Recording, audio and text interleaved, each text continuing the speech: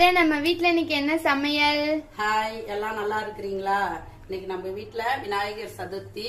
விநாயகருக்கு பிடிச்சது எல்லாம் செய்து வச்சுக்கிறோம், வாங்க பார்க்கலாம். வெள்ளை சாதம் நம்ம வீட்ல, சாம்பார், எல்லா காய்களும் போட்ட சாம்பார், உருளைக்கிழங்கு கிரேவி, சௌ பொரியல், ரசம்,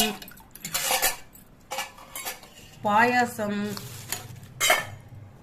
விநாயகருக்கு பிடிச்ச கொழுக்கட்டை, வடை, விநாயகருக்கு பிடிச்ச எல்லா கடலைகளும் போட்ட தயிர், கடலை வடை,